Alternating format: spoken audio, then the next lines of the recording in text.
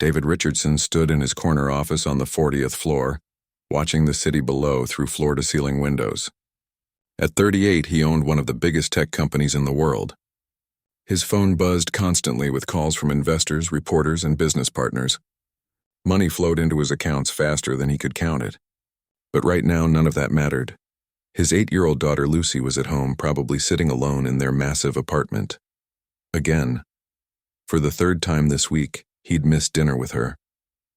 The nanny he'd hired last month had quit yesterday, saying Lucy was too difficult to handle. That made it the 5th nanny in 6 months. David rubbed his tired eyes. Ever since his wife died in that terrible car accident 2 years ago, everything had fallen apart. He thought money could fix anything. He was wrong. Lucy barely spoke to him anymore. She spent most days hiding in her room, drawing pictures or staring out the window. The bright, chatty little girl who used to run to him when he came home was gone. His assistant knocked on the door. "Mr. Richardson, there's someone here about the nanny position," David sighed. Another college girl who would probably last 2 weeks before deciding his daughter was too much work. Send them in. But the woman who walked into his office wasn't what he expected. She looked to be in her late 20s with kind eyes and calloused hands. Her clothes were clean but clearly secondhand. She carried herself with quiet dignity, not the nervous energy of someone trying to impress a billionaire. "I'm Rosa Martinez," she said, extending her hand. "I'm here about caring for your daughter." David studied her resume. Single mother, no college degree. Previous jobs included cleaning houses, working in a diner, and caring for elderly people.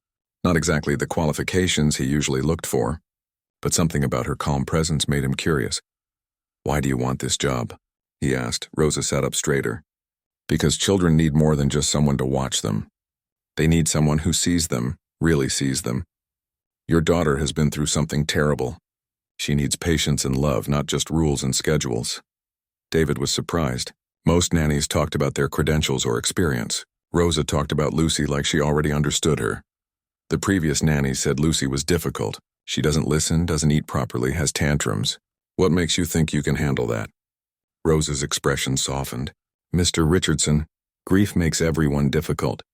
Adults cry in their cars or drink wine alone. Children act out because they don't have words for the pain. Your daughter isn't difficult.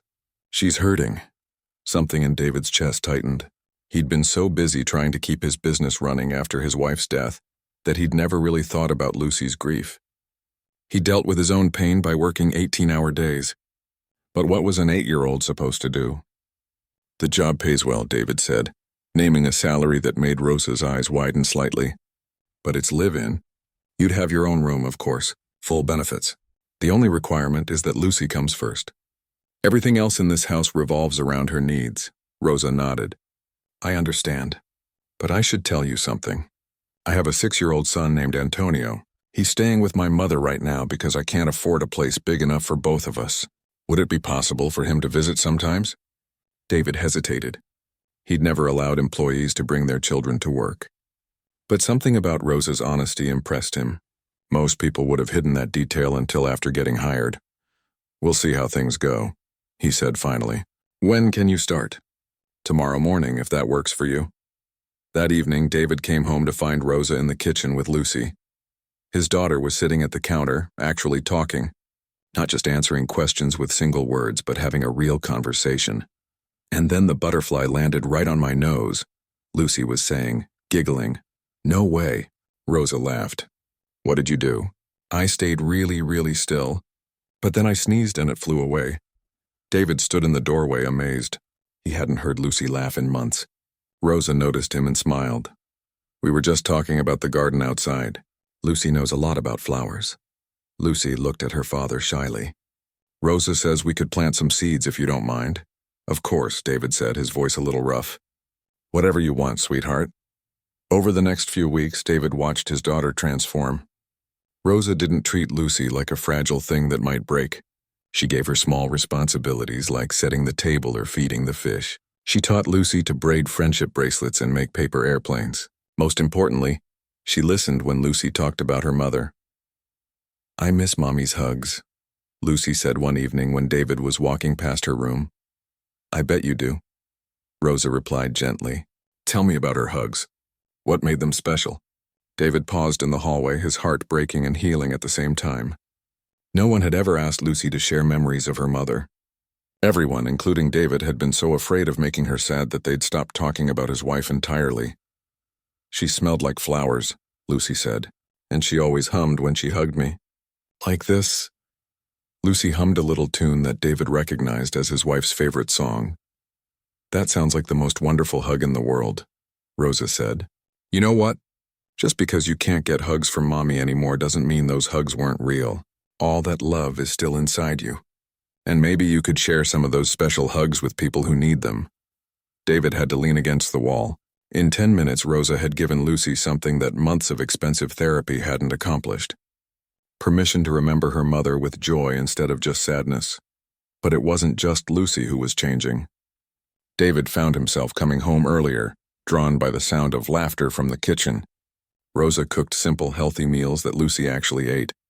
She helped with homework without making it feel like punishment. She read bedtime stories with different voices for each character, making Lucy giggle and beg for just one more chapter. David began to realize that Rosa wasn't just caring for Lucy. She was healing their entire home. The apartment that had felt like a tomb for 2 years was becoming a place where people lived and laughed again. And somehow, without him even noticing, Rosa had become the center of it all. Every morning she greeted Lucy with genuine enthusiasm for the day ahead. Every evening she tucked her in with patience and love. She never seemed frustrated or tired, even when Lucy had bad days and missed her mother so much that she could barely function. But David also began to notice other things. Rosa never asked for time off. She never complained about working long hours. And she never ever talked about her own son who was living somewhere else, waiting for his mother to come home. Late one night, David heard quiet crying coming from the kitchen. He found Rosa sitting at the table looking at a picture on her phone. It showed a little boy with her same kind eyes, holding a drawing that said, "I miss you, Mama," in crayon letters. Rosa quickly wiped her tears and put the phone away when she saw David. "I'm sorry, Mr. Richardson, I didn't mean to disturb you." "You didn't," David said quietly. He sat down across from her, something he'd never done before. "That's your son?" Rosa nodded, not trusting her voice. "You miss him?" "Every day," she whispered. "But this job? It's the best opportunity I've ever had. Antonio understands. He's a good boy." David stared at this woman who was saving his daughter while sacrificing time with her own child. For the first time in 2 years, he felt something other than grief and exhaustion. He felt ashamed. Here was someone who knew exactly what it meant to love a child completely, and he'd been too wrapped up in his own pain to see it. Rosa wasn't just an employee. She was a mother who was giving Lucy everything she couldn't give her own son right now. That night, David couldn't sleep. He kept thinking about the little boy in the picture, wondering if Antonio cried for his mother the way Lucy had cried for hers. And he began to realize that maybe, just maybe, there was a way to help everyone. 3 months had passed since Rosa started working for David Richardson, and the changes in his daughter were nothing short of miraculous. Lucy was laughing again, doing her homework without fights and actually looking forward to each new day. But David was starting to notice things that made him uncomfortable, and not for the reasons he expected. It started with small observations. Rosa never ate the expensive steaks she prepared for dinner, claiming she wasn't hungry. She always made herself a simple sandwich or ate leftovers after Lucy went to bed. When David bought Lucy new clothes, Rosa carefully mended her own worn sweaters instead of shopping for herself. One morning, David overheard Rosa on the phone during her break. She was speaking Spanish quickly, her voice strained with worry. Even though David didn't understand the language, he could hear the stress. When she hung up, her hands were shaking. "Everything okay?" David asked, surprising himself by caring about the answer. Rosa forced a smile. "Yes, sir. Just family stuff. Nothing important." But David could see it was very important. Rosa's usual calm energy felt different that day. She was distracted, checking her phone constantly. And when Lucy asked her to play a game, Rosa seemed to be going through the motions instead of truly engaging. That evening, David made a decision that would have seemed impossible a few months earlier. Instead of heading straight to his office after dinner, he lingered in the kitchen while Rosa cleaned up. "Rosa," he said carefully. I know it's not my business, but you seem worried about something. If there's a problem, maybe I can help. Rosa stopped washing dishes and turned to look at him. For a moment, David thought she might actually tell him what was wrong, but then she shook her head. Thank you, Mr. Richardson, but I can handle it. You already do so much by giving me this job. David nodded, but something didn't sit right with him. Over the next few days, he found himself paying more attention to Rosa's behavior. She was always professional, always kind to Lucy, but there was a sadness around her edges that hadn't been there before. The breaking point came on a rainy Thursday evening. David had come home early from a canceled meeting and heard voices coming from the kitchen. Rosa was on the phone again, and this time she was crying. Please, Mrs. Rodriguez, she was saying in English, clearly trying to keep her voice down. I know I'm late with the rent, but I can pay you next week. I promise. Please don't make him leave. He's just a little boy. David froze. Rosa was begging someone about rent, about a little boy who might have to leave somewhere. Suddenly, the picture on her phone made sense. Antonio, her son, was living with someone else because Rosa couldn't afford a place for both of them. I understand you have bills, too, Rosa continued, her voice breaking, but he has nowhere else to go. My mother is too sick to take care of him full-time. Just give me until Friday. I'll have the money Friday. David stepped back, his mind racing. Rosa was sending all her money somewhere else, probably to pay for her son's care and her mother's medical bills. That's why she never bought herself anything new, why she barely ate, why she worked such long hours without complaint. Every dollar she earned was going to support her family while she took care of his daughter. When Rosa came to work the next morning, her eyes were red from crying, but she greeted Lucy with the same warm smile as always. She helped with breakfast, packed Lucy's lunch for school, and played 3 rounds of hide-and-seek before David left for the office. But David could see the worry eating at her. That afternoon, David did something he'd never done before. He left work in the middle of the day and drove to Queens, following the address he'd found in Rosa's employment file. What he saw made his stomach turn. The neighborhood was rough, with broken streetlights and boarded-up windows. Rosa's address led to a run-down apartment building where the elevator was broken and the hallways smelled like mold. David climbed 3 flights of stairs and knocked on apartment 3B. An elderly woman answered the door, holding the hand of a small boy with Rosa's same gentle eyes. This had to be Antonio. Are you the landlord? The woman asked in accented English, looking worried. No, David said quickly. I'm David Richardson. I work with Rosa. The woman's expression changed to confusion. Rosa works for very rich man. You are not rich, man. Rich men don't come here. David almost smiled despite the situation. I am the rich man. Can I come in? What David saw inside the tiny apartment broke his heart. 3 people were clearly living in a space meant for one. An old couch served as someone's bed. The kitchen was barely big enough for 2 people to stand in. Medical equipment was crowded into one corner, probably for Rosa's mother. Antonio was sitting at a small table, doing homework by the light of a single lamp. His clothes were clean but worn, and David could see he'd outgrown his shoes. Despite the cramped conditions, the apartment was spotless and filled with drawings that were obviously Antonio's artwork. You're Rosa's little boy, David said, sitting down next to Antonio. Antonio nodded shyly. Are you Lucy's daddy? Mama talks about Lucy all the time. She says Lucy is very smart and funny. Yes, I'm Lucy's father. Rosa talks about you too. She misses you very much. I miss her too, Antonio said quietly. But she has to work far away so I can go to school and Grandma can see the doctor. David felt like someone had punched him in the chest. This 6-year-old understood that his mother was sacrificing their time together so he could have basic necessities. Meanwhile, David had been so focused on his own problems that he'd never considered what Rosa was giving up to help his family. Rosa's mother joined them at the table, moving slowly with the help of a walker. Rosa is a good girl, she said in careful English. She works very hard for her baby. But she cries every night because she misses him so much.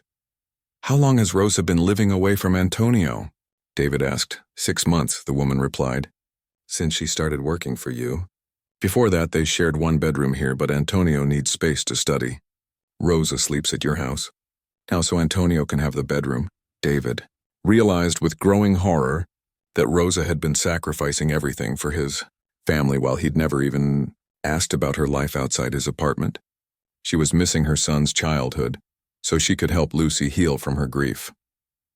That evening, David came home to find Rosa and Lucy making cookies together. Lucy was covered in flour and giggling as Rosa showed her how to shape the dough. "Daddy," Lucy called out. "Rosa is teaching me to make the cookies her son likes. She says maybe someday I can meet him." David watched Rosa's face carefully. She smiled at Lucy, but he could see the pain behind her eyes. She wanted nothing more than to bring her two worlds together, but she thought it was impossible. "That sounds wonderful," David said. "Rosa, can I talk to you for a minute?" They stepped into the living room while Lucy continued working on the cookies. David had rehearsed what he wanted to say, but looking at Rosa's worried expression, all his planned words disappeared. "I went to see Antonio today," he said simply. Rosa's face went white. "Sir, I can explain.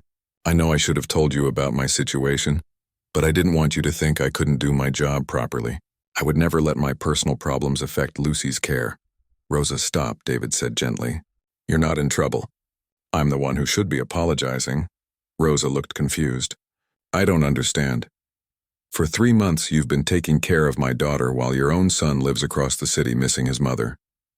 You've been working 18-hour days so I could build my business while you can barely afford rent. You've been helping Lucy heal from losing her mother while you're separated from your own child."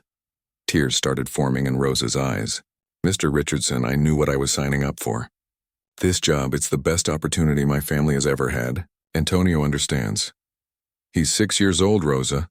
He shouldn't have to understand why his mother can't live with him." David sat down, trying to find the right words. "I've been thinking about this all afternoon. Lucy adores you.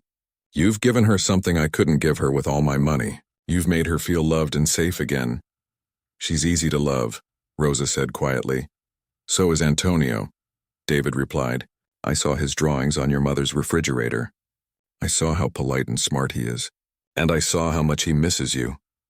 Rosa was crying now, trying to wipe her tears before Lucy could see. "I'm sorry. I know this isn't professional. Rosa, what if there was a way for you to take care of Lucy without being separated from Antonio?" Rosa looked up, confused. "I don't understand what you mean." David took a deep breath. What he was about to propose would change everything, but he couldn't go back to pretending he didn't know about the sacrifice Rosa was making. "What if Antonio came to live with us?" Rosa stared at him like he'd spoken a foreign language. "Sir, we have 6 bedrooms in this apartment. Lucy has been asking for a playmate. You could bring Antonio here, and your mother could move into a better place with proper medical care nearby. You wouldn't have to choose between caring for Lucy and being with your son." "Mr. Richardson, that's very generous, but I couldn't accept that. Antonio isn't your responsibility." "You're right," David said. "He's not my responsibility. But Rosa, you've become family to Lucy. And if you're family, then Antonio is family too." Rosa was shaking her head, overwhelmed. "I don't know what to say. That's too much, too generous." "It's not generous enough," David said firmly. "You've been giving Lucy the mother's love she desperately needed. The least I can do is make sure you don't have to sacrifice your own child to do it." From the kitchen, they heard Lucy calling out, "Rosa, the cookies are ready. Can we make some for Antonio too?" Rosa and David looked at each other. Lucy had been listening. "Can we, Rosa?" Lucy asked, appearing in the doorway with flour in her hair. "Can we make cookies for your little boy? And maybe he could come visit sometime?" Rosa looked at David, then at Lucy, then back at David. For the first time since he'd known her, she seemed speechless. "I think," David said carefully, "that could be arranged." David Richardson couldn't sleep. It had been 3 days since he'd offered to bring Antonio to live with them, and Rosa still hadn't given him an answer. She'd been polite but distant, clearly wrestling with his proposal. Meanwhile, Lucy talked about meeting Antonio constantly, already planning all the games they could play together. But David's sleepless nights weren't just about Rosa's decision. Something was bothering him, a nagging feeling that he was missing something important. He'd started paying attention to details he'd never noticed before, and what he was seeing didn't make sense. Rosa worked harder than anyone he'd ever known, but she never seemed to have money for even small luxuries. She walked to the grocery store instead of taking taxis, even when it was raining. She mended holes in her clothes instead of buying new ones. When Lucy had asked for a specific type of art supplies that cost $40, Rosa had hesitated before buying them, even though David had given her a credit card for household expenses.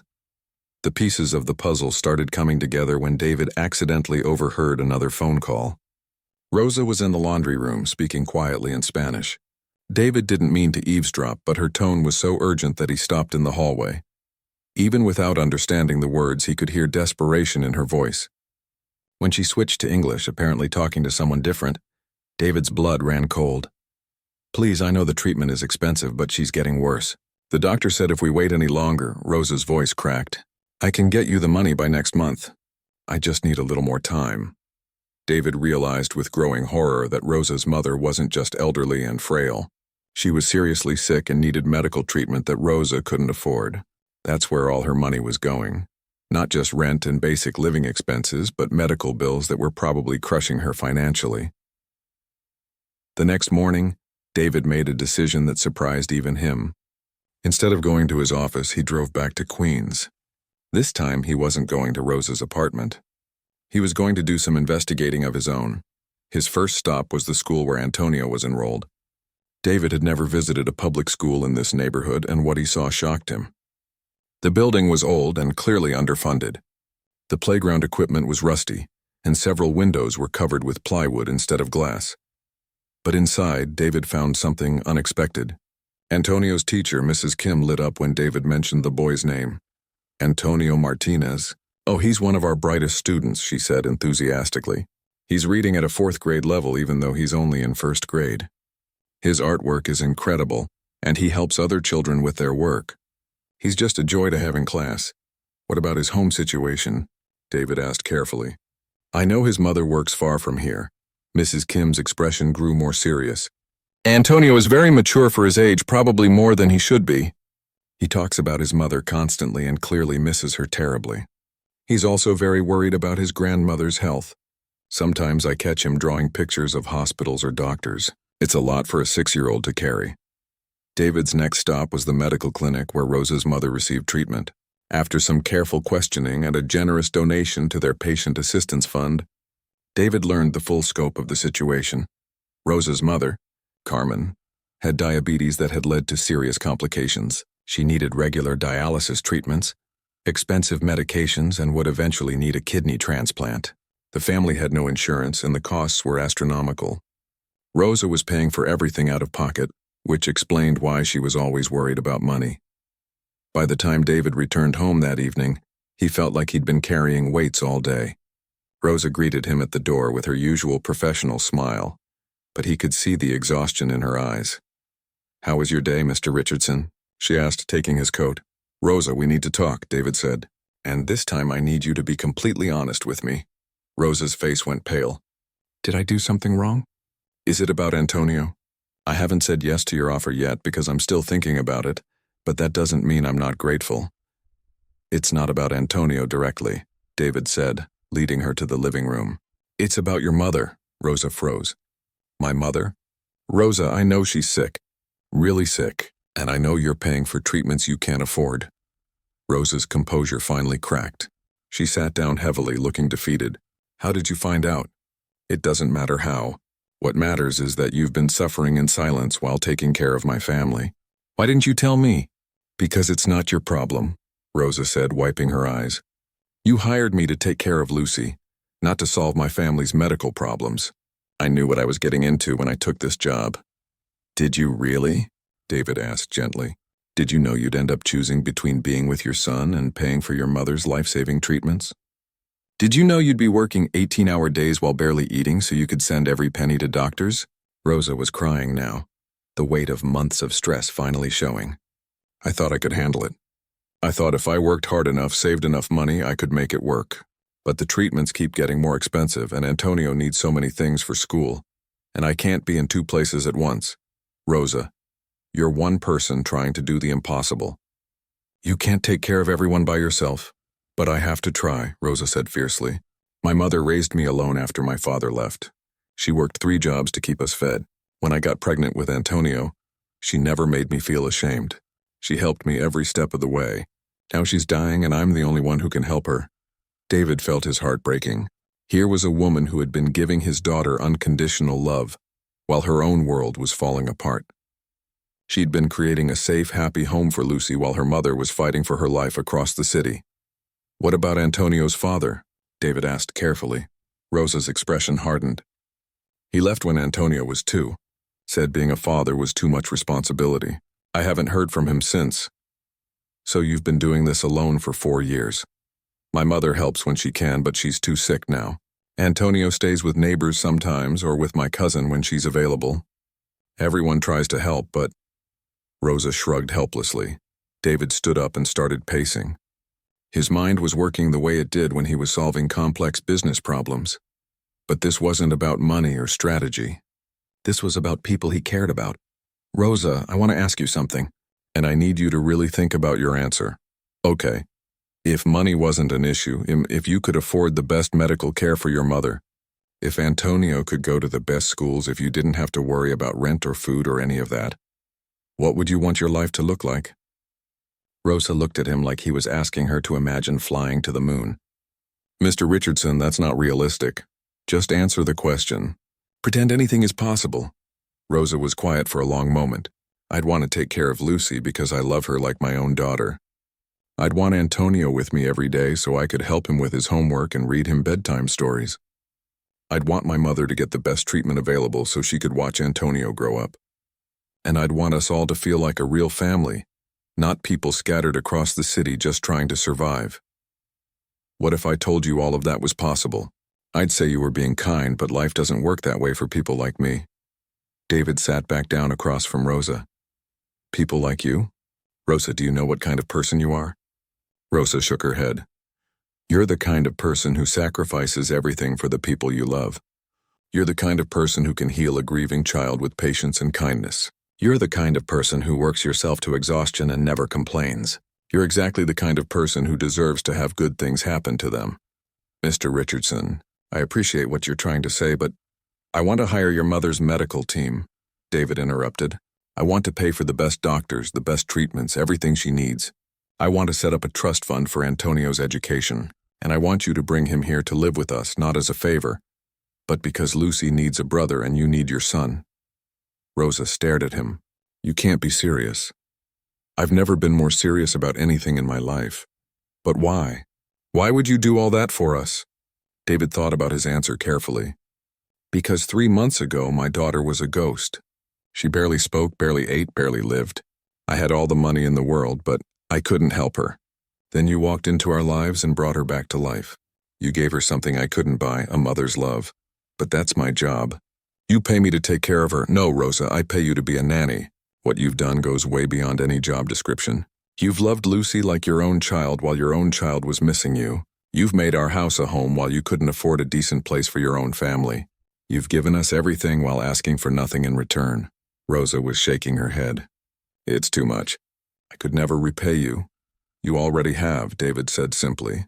Every day that you make Lucy laugh, every night that you tuck her in with love instead of obligation, every moment that you treat her like she matters, you've already given me more than money could ever buy.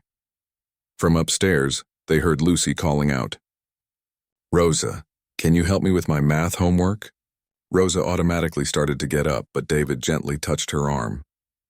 Think about what I said. And Rosa, this isn't charity. This is family taking care of family. As Rosa went upstairs to help Lucy, David sat alone in the living room, thinking about how much his life had changed in just a few months. He'd thought he was hiring a nanny. Instead, he'd found something he didn't even know he was looking for, a way to build a real family again. But he also knew that his proposal would change everything. If Rosa said yes, it wouldn't just be about money or living arrangements. It would mean admitting that they'd all become something more than employer and employee. It would mean taking a leap of faith that none of them had taken before.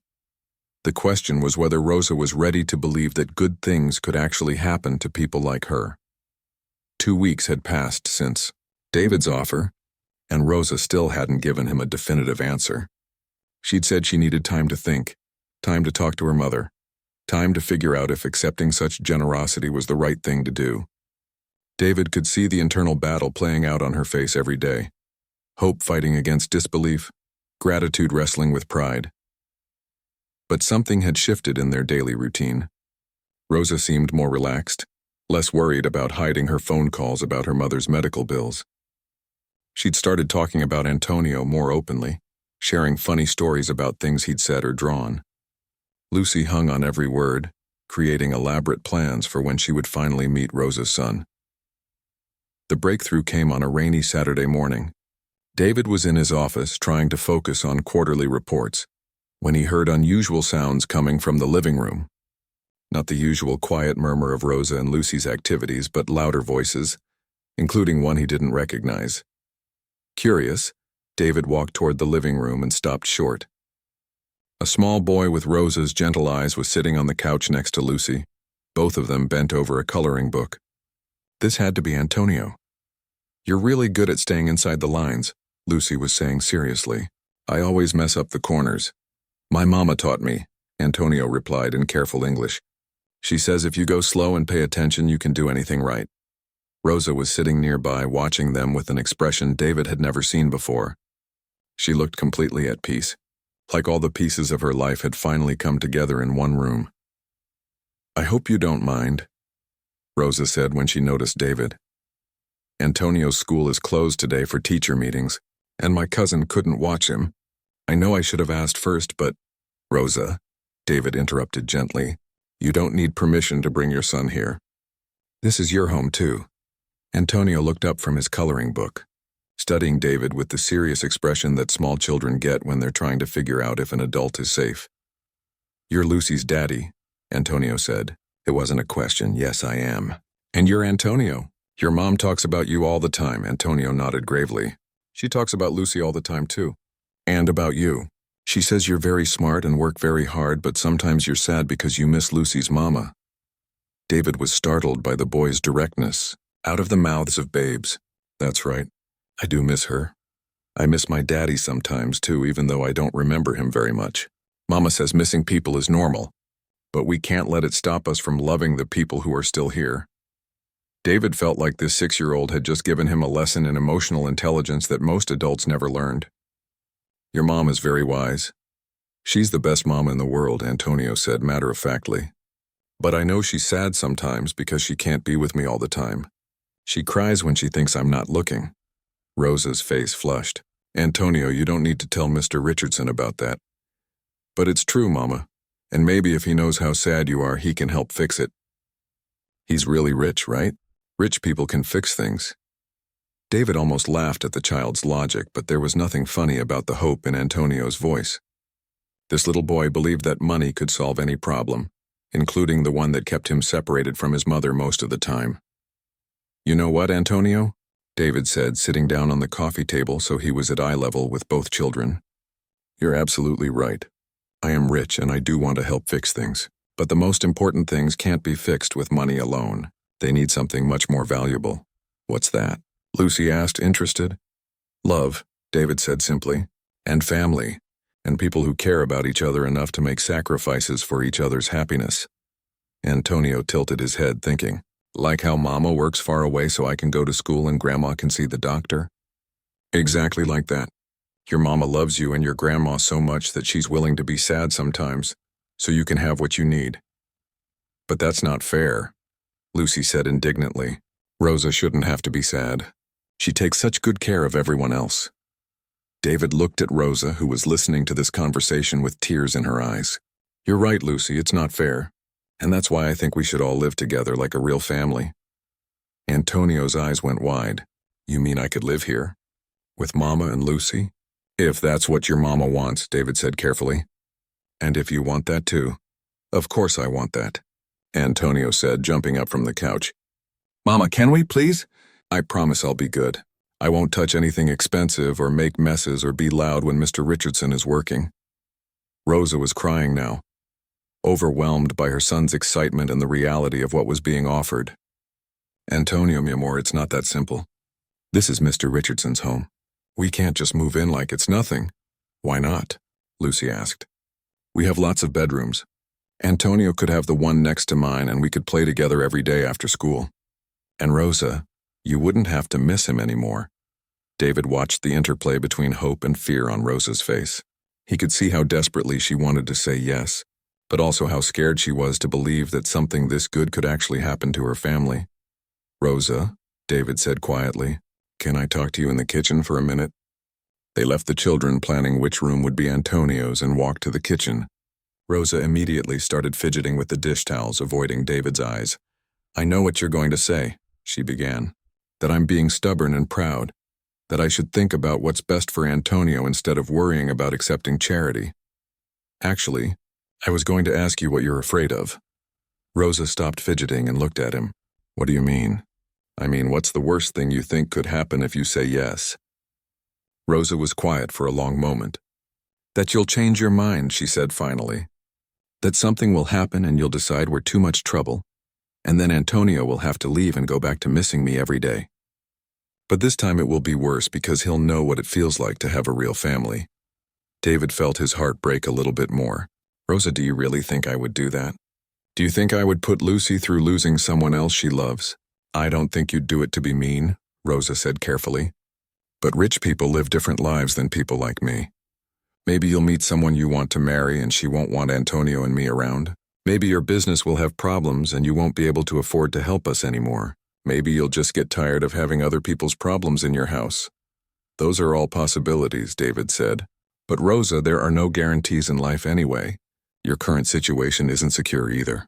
What if you get sick and can't work? What if your mother's condition gets worse and the medical bills become impossible to manage? What if something happens to the people who watch Antonio when you're here? Rosa nodded, acknowledging the truth of what he was saying. At least if we're all together, we can face whatever happens as a family. David continued. And I need you to understand something. This isn't me being generous to poor people. This is me asking you to help me build something I lost when my wife died. What's that? A home where children laugh and people take care of each other and nobody has to choose between love and survival. From the living room, they could hear Lucy and Antonio making plans for all the things they would do together. Lucy was explaining the rules of her favorite board games, while Antonio was describing the pictures he would draw for her. They're already like brother and sister, Rosa said, listening to their chatter, because they are brother and sister in every way that matters, just like you're already Lucy's mother in every way that matters. Rosa was quiet, but David could see her resolve weakening. What about my mother? She asked. The medical bills? I've already spoken to the best kidney specialists in the city. They're willing to see her next week. All the costs will be covered, including the eventual transplant if she needs it. David, Rosa said, using his first name for the first time. Why are you doing this, really? Don't tell me it's just because I take good care of Lucy. There has to be more to it than that. David thought about how to answer. The truth was complicated, involving grief and loneliness and the slow realization that money couldn't buy the things that actually mattered. But there was a simpler truth underneath all of that. Because you gave me my daughter back, he said, and because Antonio deserves to have his mother, and because Lucy deserves to have a brother, and because your mother deserves to get well, and because families should be together, and because you don't want to be alone anymore, Rosa asked quietly. David was surprised by her insight. Yes, because I don't want to be alone anymore. Rosa looked toward the living room where their children were still making plans for their future together. If I say yes, everything changes. Everything already changed the day you walked into our lives. Rosa took a deep breath. Okay, yes. We'll try it. We'll be a family. From the living room came a cheer. Apparently, Lucy and Antonio had been listening after all. We're going to be brother and sister, Lucy shouted. And I get to live with Mama every day, Antonio added. David and Rosa looked at each other and started laughing. They'd been trying to make a careful adult decision about a complicated situation, but their children had already decided for them. I guess that settles it, David said. I guess it does, Rosa agreed. But even as they walked back to the living room to officially tell the children the good news, David knew the real test was just beginning. Making a family wasn't just about living in the same house or paying bills. It was about learning to trust each other, to depend on each other, and to build something together that was stronger than any of them could create alone. He just hoped they were all ready for what came next. 6 months later, David Richardson's life looked nothing like it had a year ago. The quiet, sterile apartment had been transformed into a real home, filled with the controlled chaos that comes with 2 active children. Soccer cleats by the front door, art projects covering the refrigerator, and the constant background noise of Lucy and Antonio's friendship had replaced the oppressive silence that had defined David's life for too long. But it wasn't just the physical changes that marked the transformation. David found himself leaving work early to attend school plays and soccer games. Rosa's mother, Carmen, had moved into a beautiful assisted living facility near the best medical center in the city, where her health had stabilized dramatically with proper treatment. Antonio was thriving at his new private school, where his artistic talents and academic abilities were being nurtured by teachers who understood his potential. Most importantly, Rosa had bloomed into the woman she was always meant to be when she wasn't carrying the weight of impossible choices. She laughed more, worried less, and had begun taking evening classes toward the college degree she'd never been able to afford before. Everything seemed perfect, which was exactly why David should have seen the storm coming. It started with a phone call from David's lawyer on a Tuesday morning. "David, we need to talk. There's been some media attention about your situation." "What kind of media attention?" David asked, though his stomach was already dropping. "Someone leaked information about Rosa and the children. The story is hitting the major news outlets this afternoon. The headline is," the lawyer paused, "Billionaire's secret family. Did tech giant buy himself a ready-made family?" David felt the blood drain from his face. "What exactly are they saying?" "The worst possible interpretation of everything. That you've been financially manipulating a vulnerable woman and her child. That you're using your wealth to play house with people who can't afford to say no to you. Some are even suggesting inappropriate relationships." David's hands shook as he hung up the phone. He'd been naive to think their unconventional family situation could stay private forever. But he'd never imagined anyone would twist their story into something ugly. When he got home that afternoon, Rosa was waiting for him in the living room. Her face was pale, and she was holding her phone with the news article pulled up on the screen. "David, we need to talk." They sent the children to play in Antonio's room and sat down facing each other. The easy familiarity they'd developed over the months felt suddenly fragile. "How bad is it?"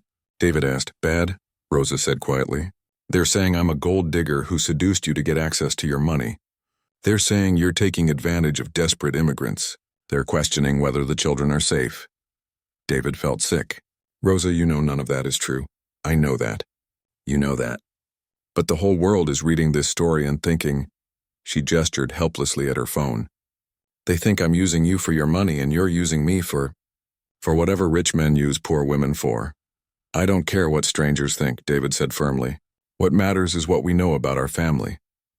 "But it's not just strangers," Rosa said, her voice breaking. "Antonio's teacher called me today. Some of the other parents are saying things. Lucy's friends at school are asking her questions she doesn't know how to answer. Carmen is so upset she had to take extra medication for her blood pressure." David reached for Rosa's hand, but she pulled away. The gesture cut him deeper than he expected. "Rosa, we knew this might happen eventually. We talked about how to handle media attention. We talked about handling questions about our relationship," Rosa said. "We didn't talk about handling accusations that I'm a prostitute and you're a predator." The harsh words hung in the air between them.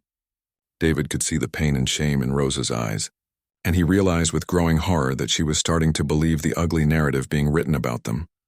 "You don't really think that's what this is, do you?" David asked. "You don't think I've been manipulating you?" Rosa was quiet for too long. "I don't know what to think anymore. When I look at our life, it seems impossible that something this good could happen to someone like me, without there being a catch." "Someone like you?" "Rosa, what does that mean?"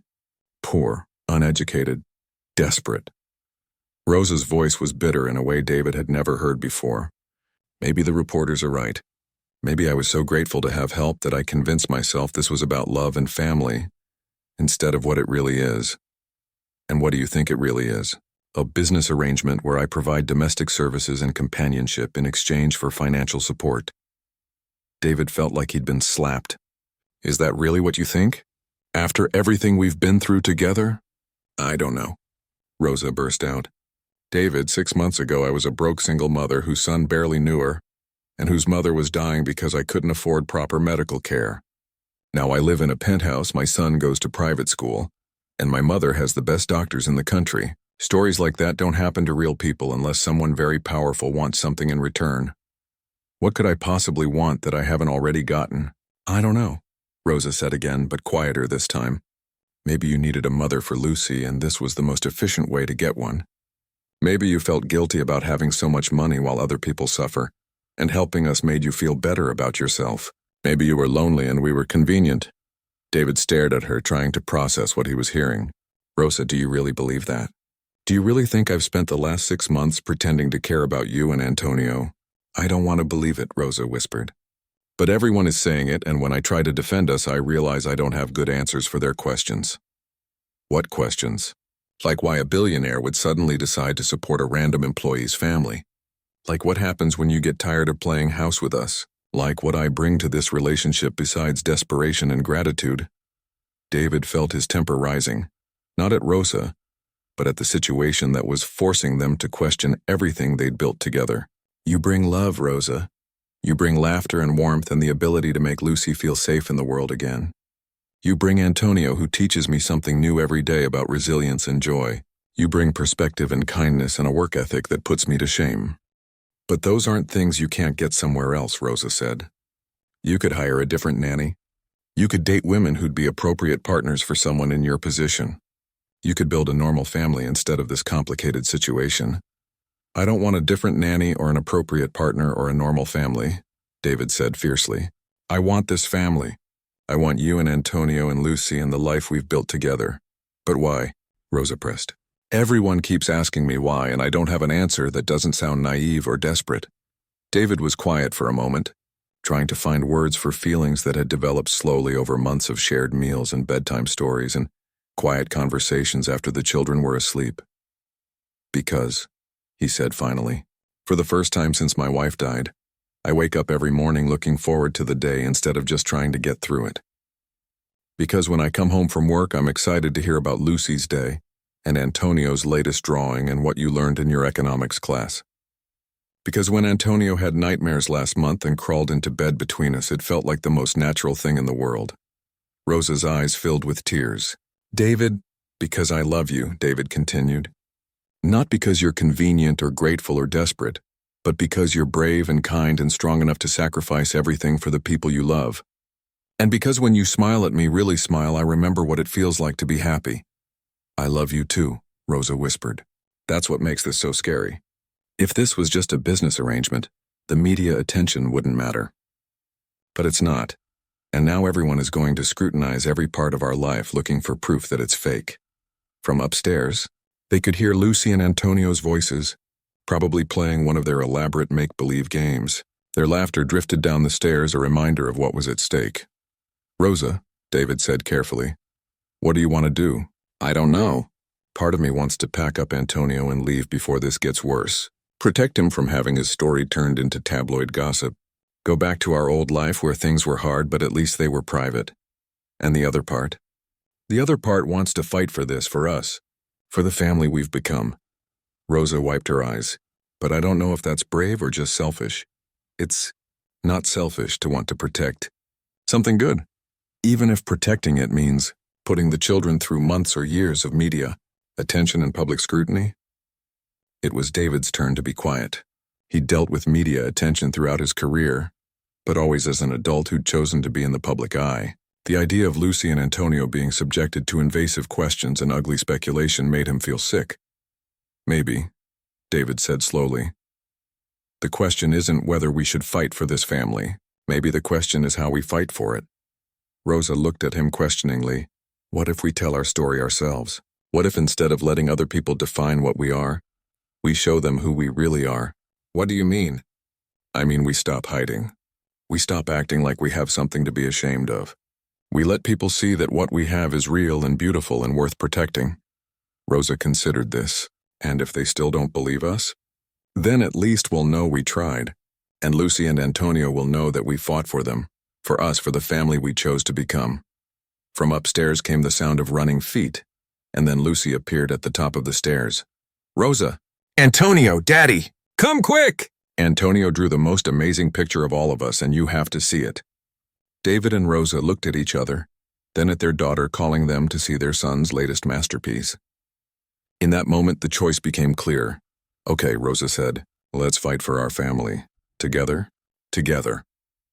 As they climbed the stairs toward their children's excited voices, David realized that the storm outside might be just beginning. But inside their home, surrounded by love and laughter and the messy reality of family life, they had everything they needed to weather whatever came next.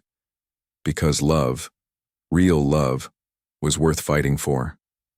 And sometimes the most shocking thing you could do was simply refuse to be ashamed of the family you'd chosen to build.